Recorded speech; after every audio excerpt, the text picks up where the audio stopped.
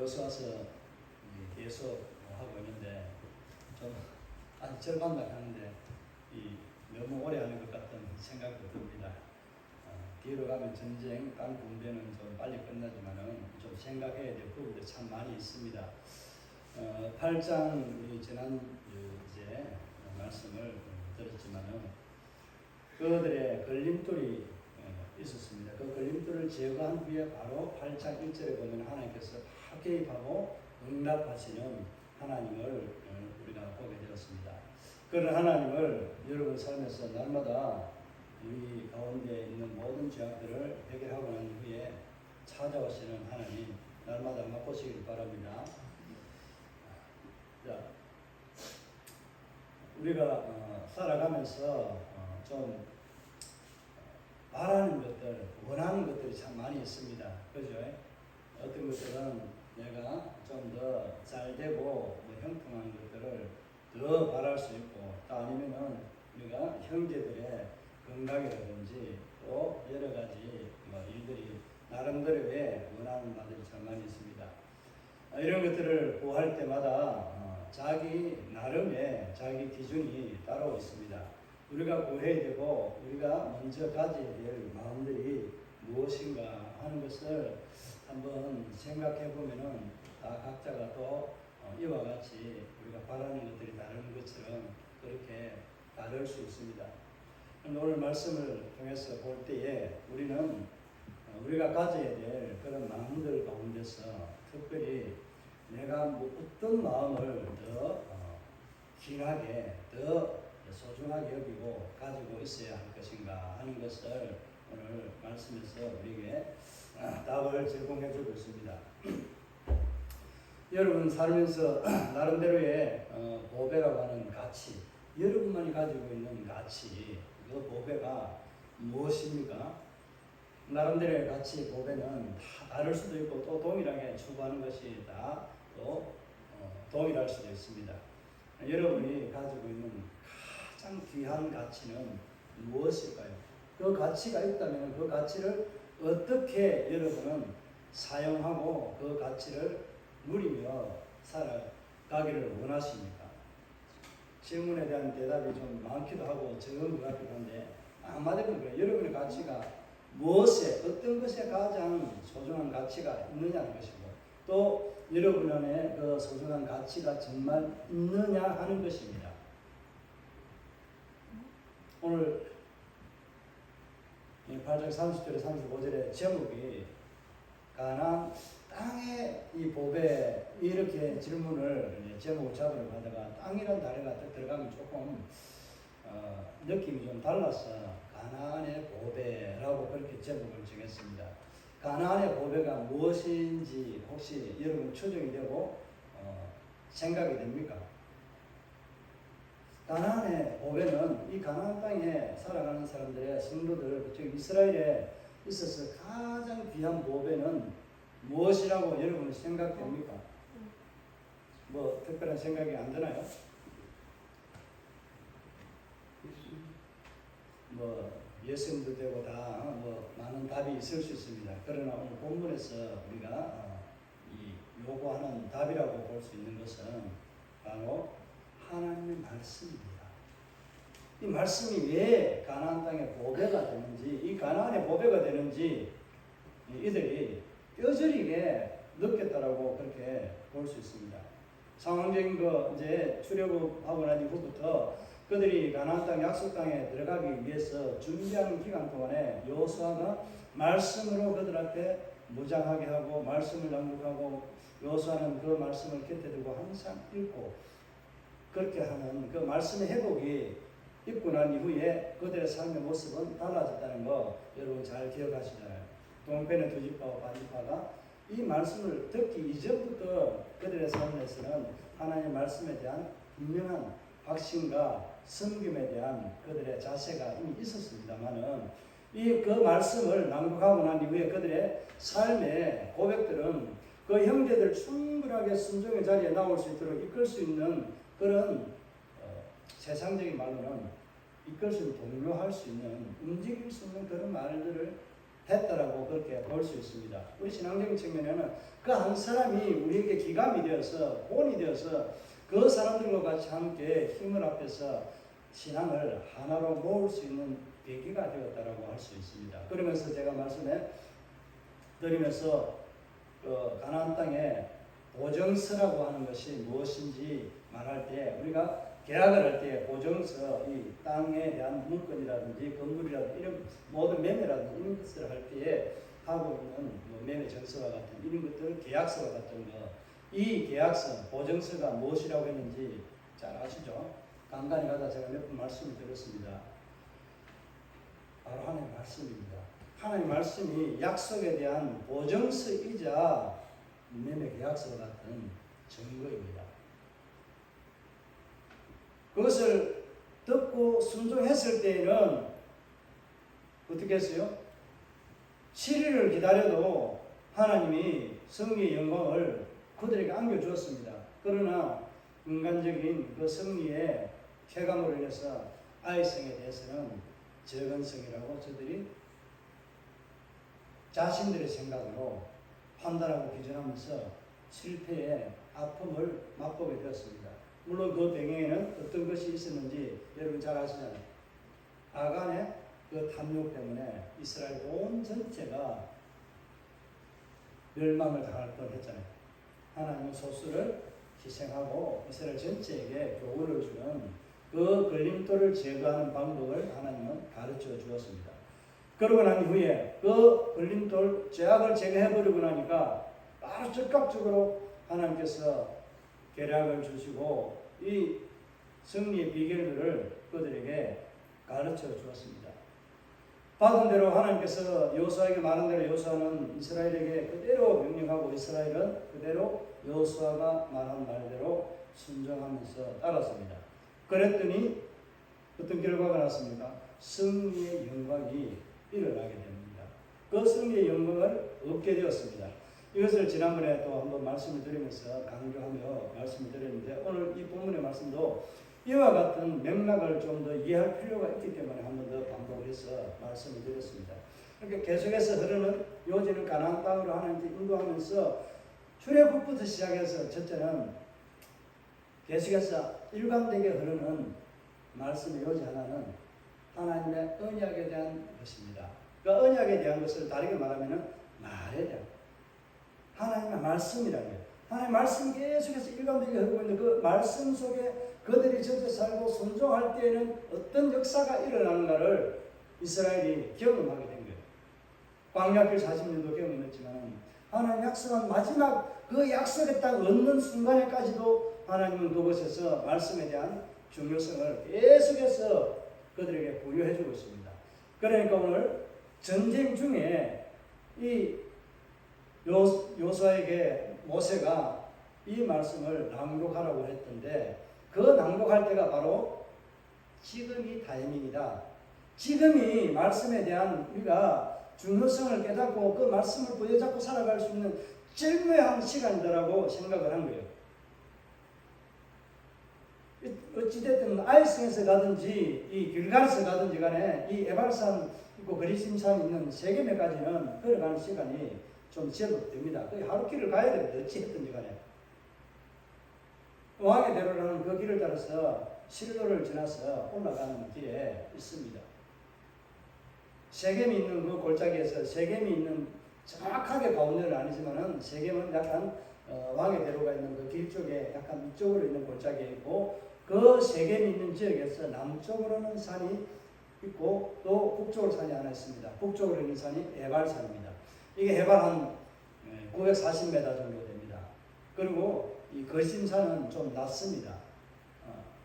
거심산은 풍요롭고 뭔가 좀 이때 식물이 있고 이렇게 해서 푸르름이 있는데 에발산은 바위와 같은 이런 것밖에 없습니다.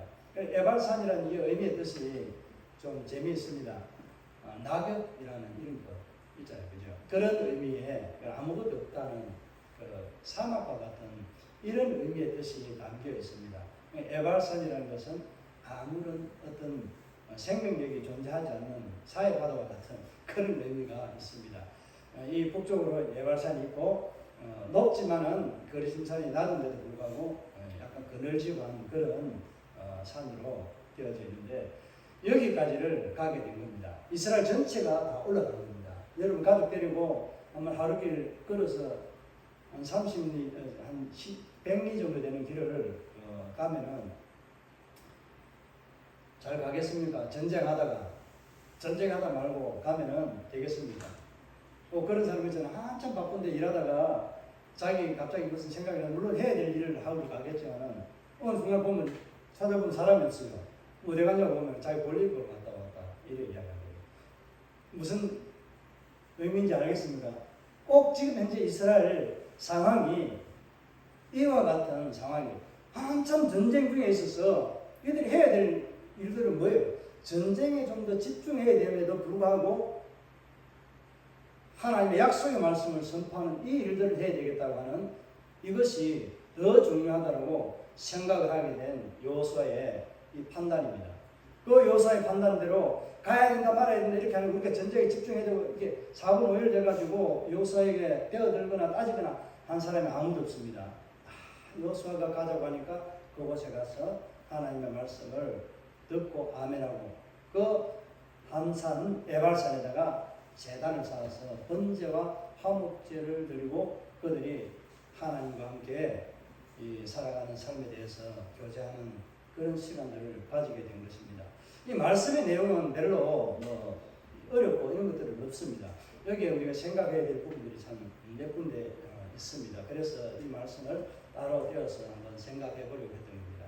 근데 여러분에게 가장 소중한 것이 무엇이다, 보배가 무엇이다 하는 것을 지금까지 생각하고 있겠지만은 저와 여러분의 인생길에 신자들은 오직 하나님의 말씀이 여러분의 가장 귀한 보배이고요. 말씀이 보배가 되기를 바랍니다. 여러분의 평생의 말씀이 보배가 되는 게 왜 보배인지 아십니까? 이 성경에 기록되어져 있는 이 성경의 말씀이요. 우리가 이 세상을 살아가면서 전쟁이라든지 삶에 대한 모든 내용들을 가르쳐주고 또 우리에게 깨닫게 해주는 길라잡이가 바로 이 성경 하나님의 말씀입니다. 그 말씀이신 육신으로 오신 예수 그리스도 그분이 우리의 인생의 길잡이잖아요. 어떤 길을 인도하시는 길잡이입니까? 이 세상의 성리의 길을 인도하지만은 궁극적으로는 천국의 아버지의 나라로 이끌어가는 우리의 믿음의 길라잡이입니다. 그분을 따라가는 그 길이 가장 복되고 행복한 길입니다. 여러분 그 길을 매일매일 걸어가는 즐거움이 있고 고백되기를 주의 이름으로 축복합니다. 말씀이 이스라엘에 있어서 가나안 땅의 보배가 되는 이 의미를 여러분이 꼭 기억하고 이 말씀을 드려야 됩니다.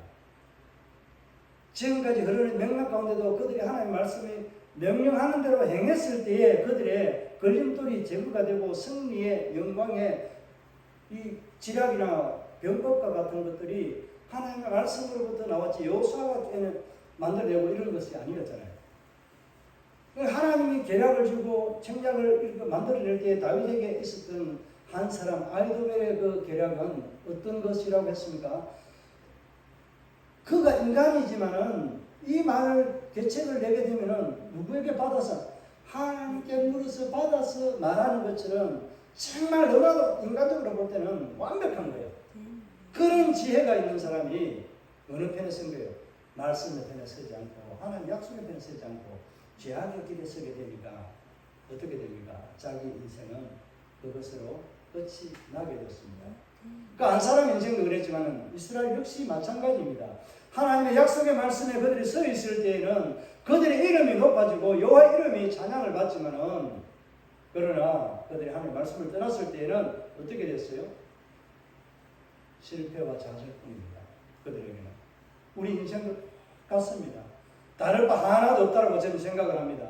우리 인생에 하나님의 말씀이 내 인생의 가장 귀한 보배입니다. 이 표현이 좀 다르죠. 예수 그리스도는 나의 가장 귀한 보배이잖아요. 예수 그리스도 말씀이잖아요. 똑같은 건데 다르게 표현하는 것 뿐이지 예수 그리스도 그분이 나에게 가장 귀한 보배이듯이 이 말씀이 바로 예수 그리스도이기 때문에 이 성경이 내게 가장 귀한 보배가 되어야 됩니다. 이 말씀에 따라 순종하고 살아가는 삶에게는 승리가 있고 보장이 있는 하나님 약속에 대한 보장, 이 보정이 그에게 확실하게 나타나고 주어지지만은 이 길을 떠난 것은 실패와 좌절이고 아픔과 고통이 있는 그런 길이라는 것을 우리가 명심해야 됩니다.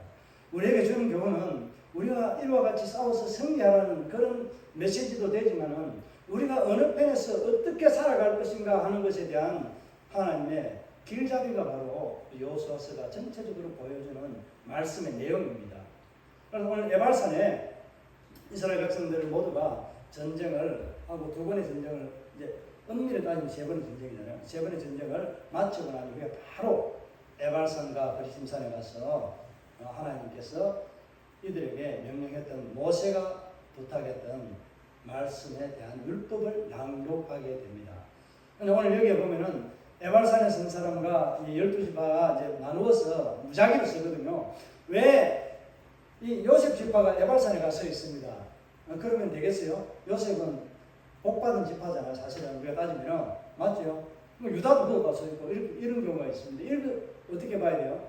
이거는 그게 아니라 이스라엘 모두를 그냥 복과 저주에 대해서 너희가 들었지. 그렇게 복을 받는다라고 할 때 그리심산에서 복을 선포하고 에발산에서는 말씀대로 하는 삶에는 저주가 선포됩니다. 그러니까 한쪽은 아멘하고 한쪽은 아멘 안 했을 것 같습니까? 모두가 아멘 안 해요.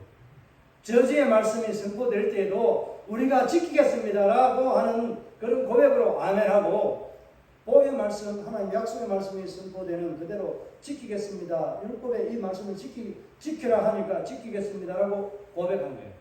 이 두 고백을 동일하게 똑같이 하지만은 그냥 무작위로 복 받았기 때문에 그림산에 서고 저주 받았기 때문에 에발산 쓴 게 아니라 무작위로 그냥 딱 반반 나누어서 6지파씩 나누어서 서게 된 겁니다. 무엇을 중심으로? 세겜이지만은 실질적으로 법궤가 그 말씀이신 하나님을 중심으로 그들은 이게 돼. 하나님이 복을 주시기도 하고 뭘 주시는 거예요? 그러면 법궤를 중심으로 하기 때문에 하나님 복을 주시기도 하지만은 화를 내리기도 하는 하나님이라는 거예요.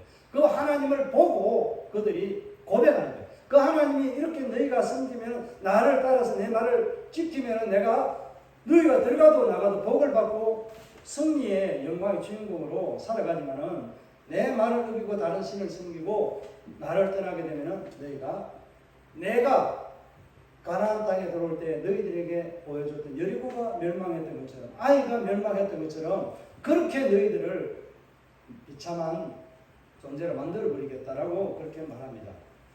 그러니까 아닙니다. 우리는 다 지키겠습니다. 여호수아의 결론을 미리 말씀을 좀 드리면은 여호수아가 오직 나와 나 집은 뭘 섬기겠다고 여호와만 섬기겠다고 했는데 여호수아가 죽고 난 이후에 바로 일어난 사건이 뭐예요?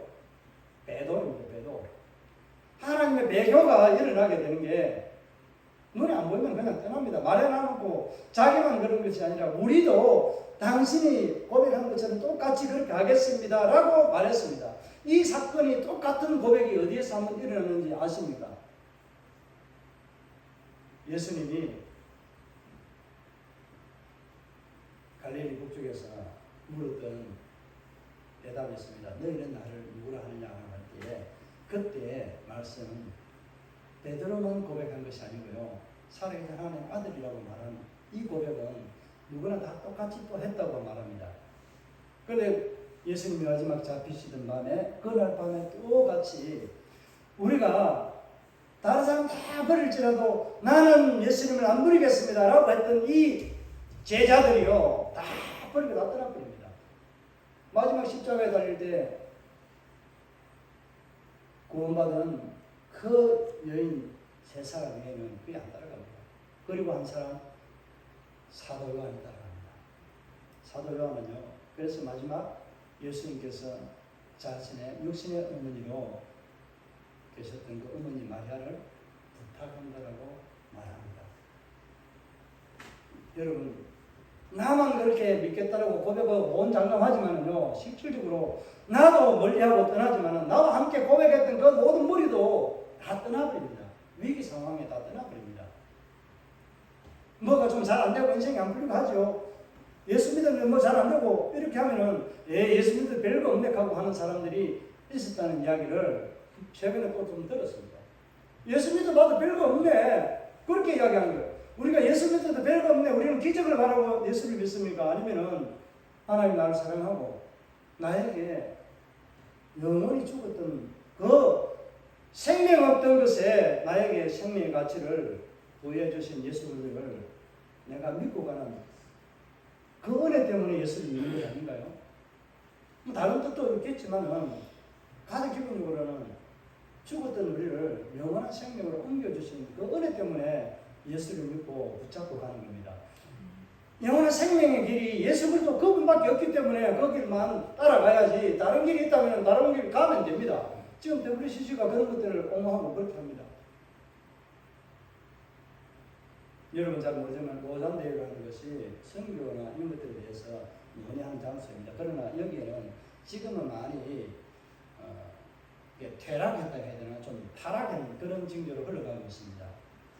이게 혼합주의 쪽으로 좀 많이 흘러가고 있는 게 지금 우리 노잔대회 선교 하나님의 복음에 대한 과업을 어떻게 할 것인가에 대한 것을 논의하고 하는 자리가 좀 다른 길로 많이 접어들었다는 것을 좀 생각해야 됩니다. 꼭 꼬집어서 말하는 것이 아니라 우리가 내가 장담하고 고백했지만 그 약속 제대로 잘 지킬 수 없다는 것을 우리는 연약한 존재라는 것을 전제로 안 지켜도 된다는 그런 의미에서 말하는 게 아닙니다. 무슨 말 이해가죠? 여러분 지키지 말라고 하는 것이 아니라 힘을 빼기 위해서 하는 말이 아니라 우리가 연약하기 때문에 더 어떻게 해야 되는 거예요? 예수 이름 붙잡고 가야 됩니다. 하나님 말씀에 더 순종하고 더 하나님 앞에 엎드리고 살아가는 게 우리의 삶의 방법이 거기에 올인되어야 됩니다. 그렇게 하지 않으면 우리는 순식간에 넘어질 뿐합니다. 가나안 땅의 보배는 뭐라고요? 가나안의 보배는 하나님의 말씀입니다. 하나님의 말씀이 얼마나 귀중하고 소중하기에 그들이 모든 전쟁 가운데서 내버려 두고 가서 하나님이 우리에게 주시고자 하는 그 복과 저주 이것을 비담아 다시 한번 마음에 새기고 우리의 심령에 새겨놓는 그런 시간을 가져야 될 이유가 바로 이 타이밍이 바로 절묘한 타이밍이다 생각하니까 여호수아는 이 길을 가게 된 거예요. 자, 여기에서 가는데 이 율법의 말씀을 하나도 빠짐없이 다 낭독하고 뭐라고 말하고 있어요? 31절에 보면은 뭐라고 말씀하고 있습니까?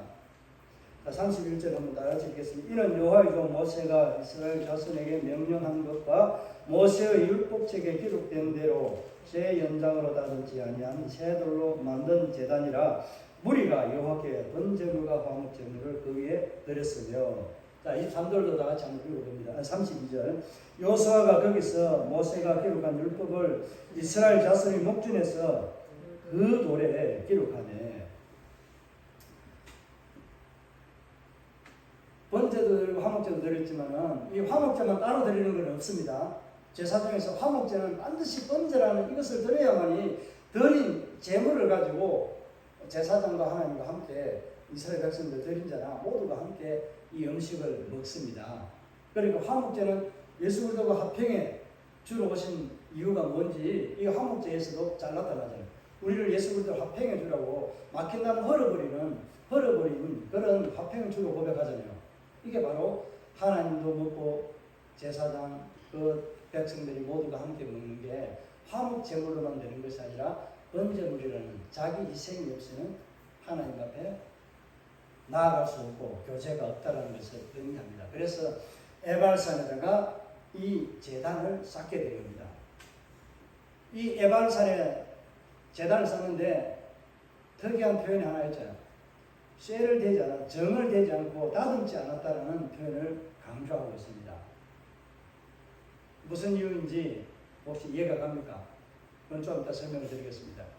32절에 있는 말씀, 그 돌이라는 이 말을 쓰고 있습니다.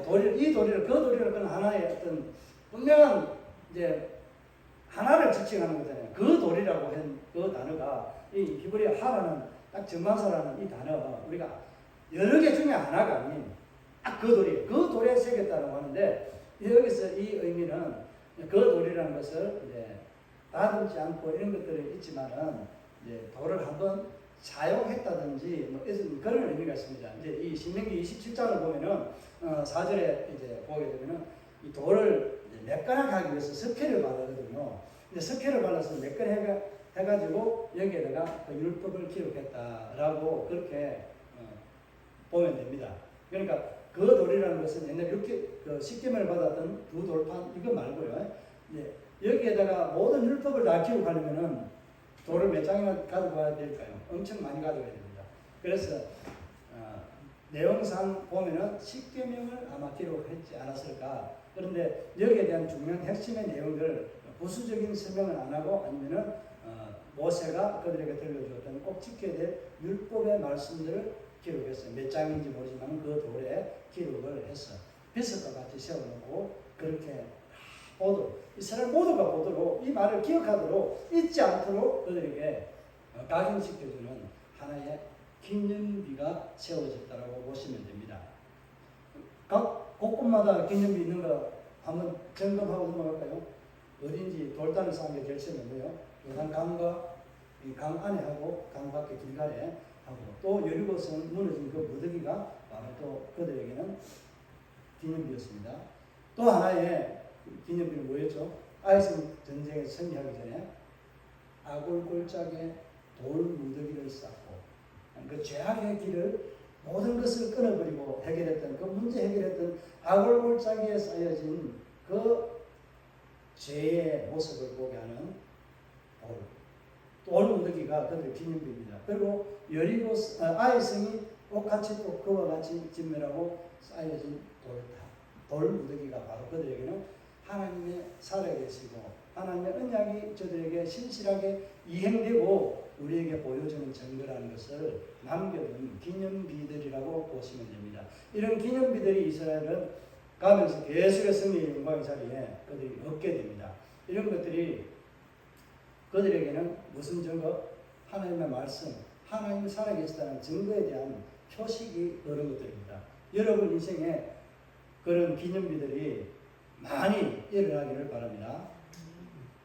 이건 싸워서 이기고 이런 것하고 이제 의미가 무슨 의미인지 좀 생각을 하셔야 됩니다. 제가 순탄한 길을 가면서 이런 믿음의 길도 많이 있습니다. 그런 길이 많이 있기를 바라지만 때로는 아픔이 우리에게 고난이 유익이라는 이 말씀도 기억하면 좋겠습니다. 에발산에서 이제 다듬지 않는 돌로 제단을 쌓습니다. 우리가 이 제단을 쌓는 이 의미에 대해서 좀 생각을 해보려고 합니다. 왜 하나님은 에발산에다가 제단을 쌓게 했고 돌을 다듬지 않고 그걸 그대로 쌓게 했을까 하는 이유가 의미 하나님 뜻이 담겨 있습니다. 무엇일 것 같습니까?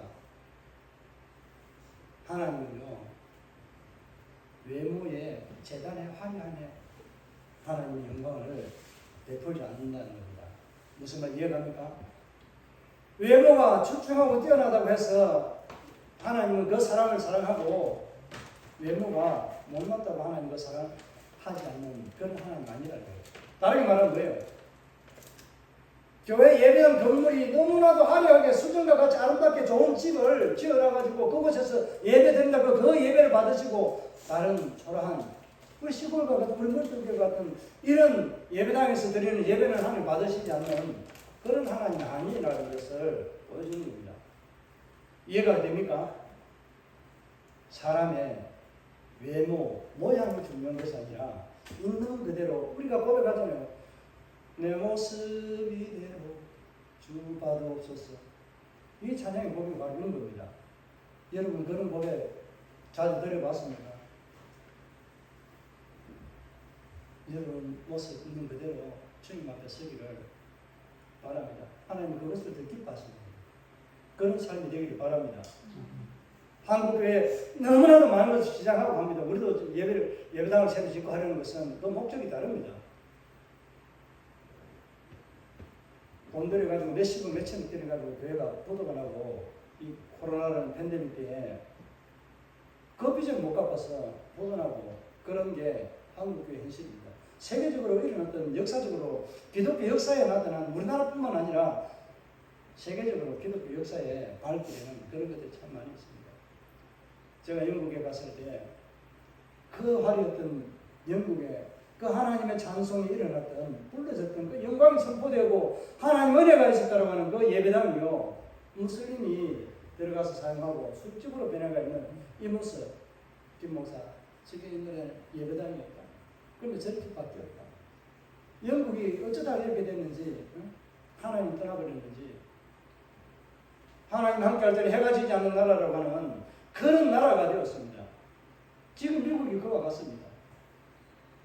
중국은 그러면 하나님 제대로 믿지 않고 핍박하는데 왜 저렇게 잘 됩니까? 라고 하는데, 여러분 중국 좀 있어 보세요. 중국이 어떤 상황으로 변하게 되는지. 철저하게 하나님을 조롱하고 하나님 변화했던 사람들의 결말들은요, 우리 역사적으로도 굉장히 비참하게 나타나는 것을 보게 됩니다. 역사 한번 보세요.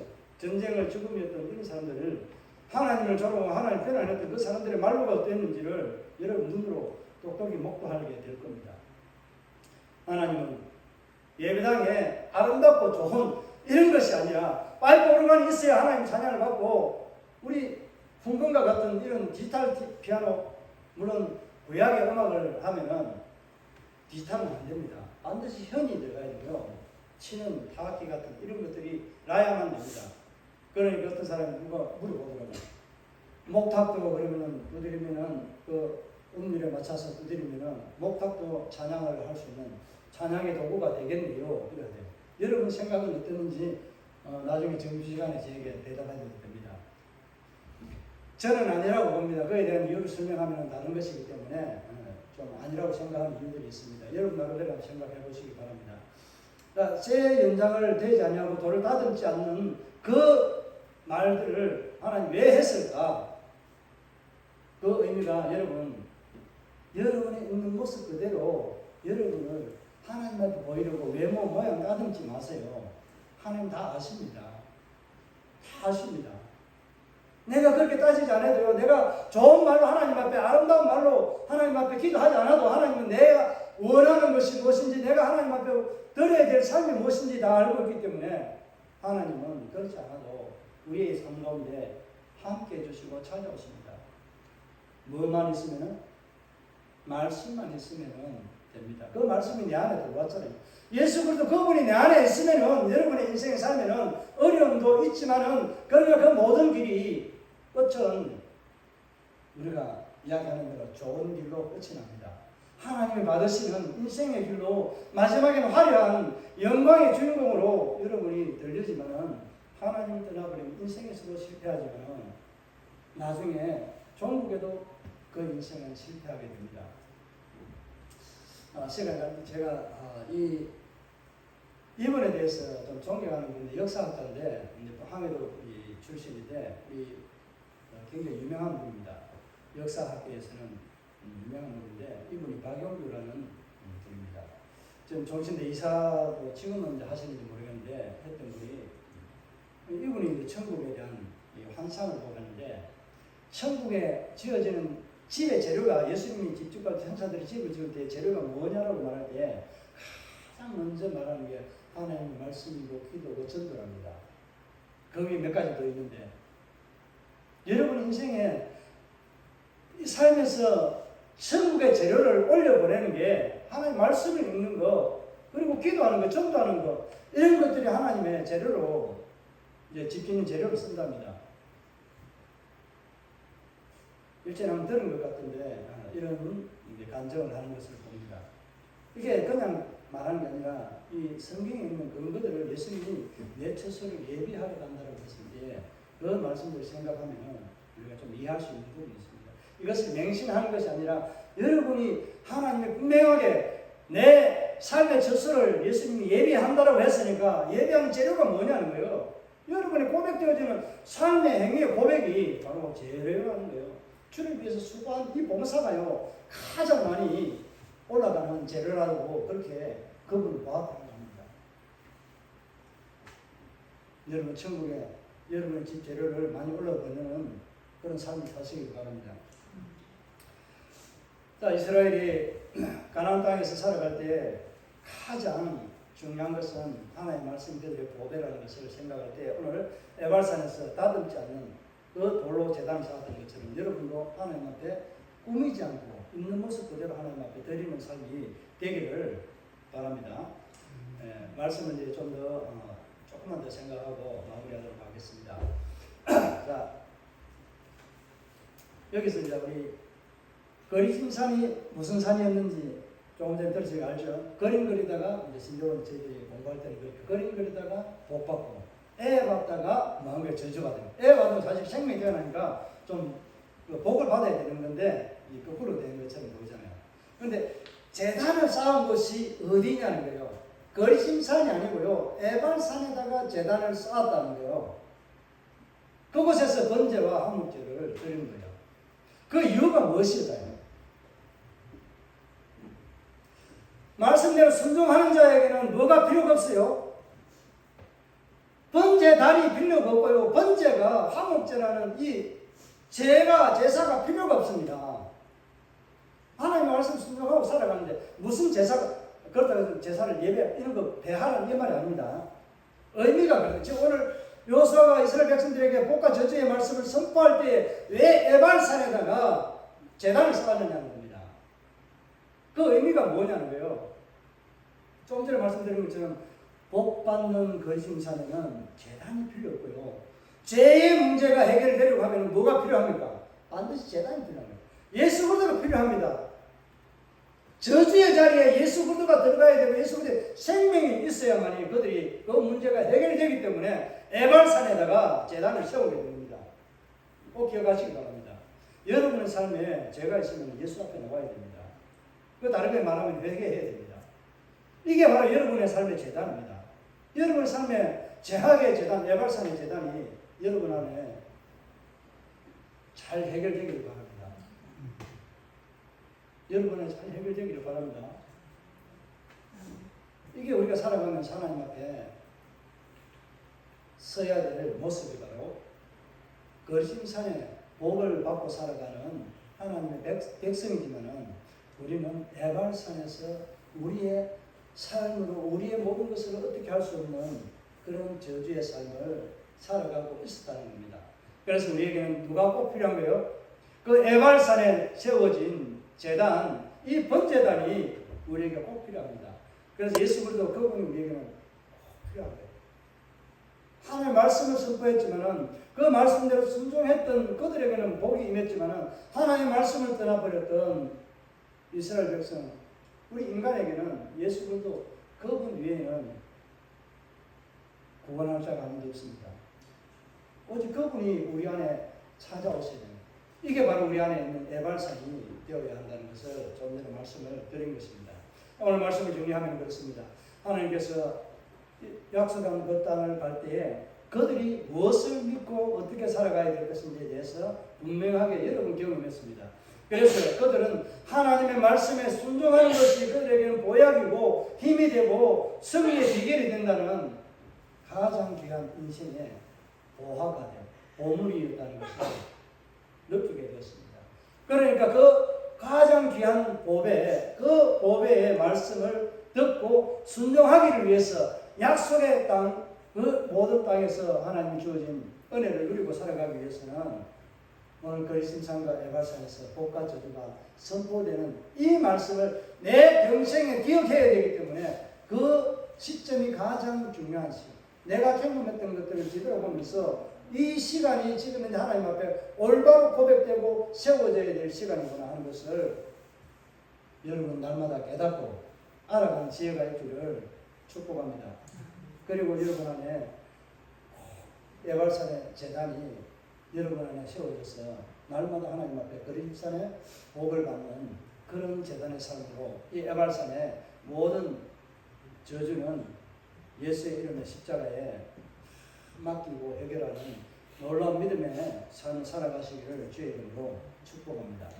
그리고 한 가지 더 기억할 것은 이 에발산과 거리심산에 세워진 이 축복과 저주의 말씀, 이 율법의 말씀이 여러분의 심령에, 여러분의 눈앞에, 여러분의 삶 앞에, 여러분의 가정 앞에, 여러분 직장 앞에 보여지는 놀라운 은혜가 있기를 바랍니다.